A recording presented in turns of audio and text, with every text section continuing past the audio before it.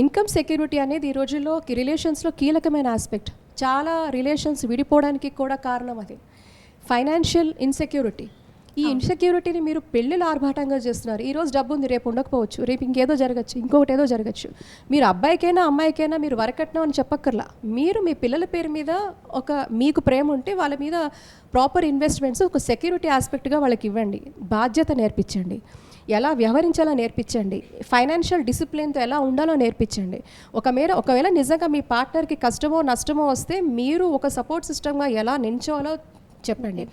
మీరు ఎంత సున్నితంగా పెంచుతున్నారో మీ పిల్లల్ని, మీరు ఛాలెంజెస్ని, స్ట్రెస్ మేనేజ్మెంట్ని ఎలా అధిగమించాలో చెప్పట్లేదు. ఒక క్లిష్టమైన పరిస్థితి లైఫ్లో వచ్చింది, దాన్ని మీరు ఎలా అధిగమించాలో వాళ్ళకి చెప్పటం లేదు. మీరు వాళ్ళని ఆ ఎబిలిటీతో వాళ్ళని పెంచట్లేదు, మీరు వాళ్ళని చాలా సున్నితంగా పెంచుతున్నారు. వాళ్ళని క్రైసిస్ మేనేజ్మెంట్లో తొయ్యబడితే ఆ క్రైసిస్ నుంచి బయటికి ఎలా రావాలో మీరు చెప్పటం లేదు.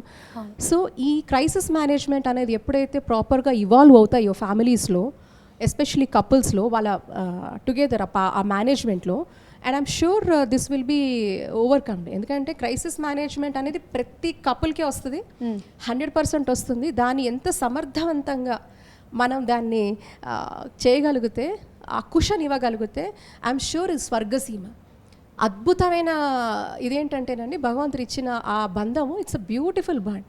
ఇంకెవరికి రెండు కుటుంబాలు ఎవరికి అసలు పరిచయం లేని ఇద్దరు వ్యక్తులు కలిసి జీవితాంతం కలిపి నడిచే ఒక అద్భుతమైన ప్రయాణాన్ని, ఆ ప్రయాణం హాయిగా ఉంచుకోవాలా, బాధపడాలా అని మన చేతుల్లోనే ఉంటుంది. అమ్మాయి చేతిలో ఉంది, అబ్బాయి చేతిలో ఉంది, ఏ ఒక్కరి చేతిలో లేదు. Right. Both together can make a successful life together.